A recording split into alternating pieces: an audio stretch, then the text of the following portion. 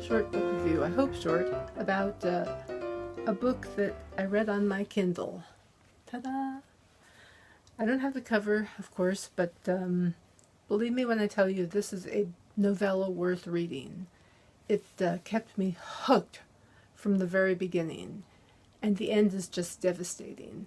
It's called One Day in the Life of Jason Dean, and it's about basically an enforcer, it's a British story told by someone who enforces for a mobster, and he goes around threatening and hurting and killing people. But there are times when it is so funny, and times when it is so sad, and he's a very well-read enforcer. That's the thing. He keeps coming up with these poetic passages and things that he says that gives you some insight into his character, that he's more than just muscle. And his views on the world are so jaded, and some of the things he says are so jaded and funny, but horrible things are happening around him. And let me just give you a taste. He's at a restaurant.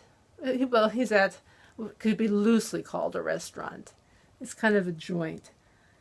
I'll do my worst British accent here, so forgive me.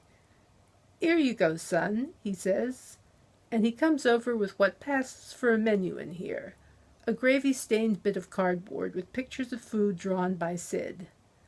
"Cheers, Sid," I says. And he stands there, waiting. I hate it when people do that, like they're watching the inside of you tick over. "Fuck it, just give me a bacon sarnie, Sid." "Right you are, sir," he says, taking the bit of cardboard out of me hand and bowing like a silly cunt. "And the wine list, sir," he says. "Does this every time, Sid. It ain't funny when you've seen it every day for 12 fucking years." "Fuck off, Sid," I says. "What's got your goat?" "You miserable cunt," he says, and he slips away to the bar, mumbling, like I've just, I'm sorry, like I've just kicked him in the bollocks. There's something about that word bollocks. Anyway, life. That's what's got my goat. Fucking life. Now I gotta tell you, okay, that's a part of it right there. And it kind of sums up what the whole book feels like. And I have to tell you, at the very end, I won't tell you the end, but I will only say that it hit me like a punch in the gut. And I literally sat there crying, going, "God damn it." I must have said that like 5 times. And tears are just rolling down my face, and I had to take off my glasses, and I was going, "God damn it, I have to take off my glasses."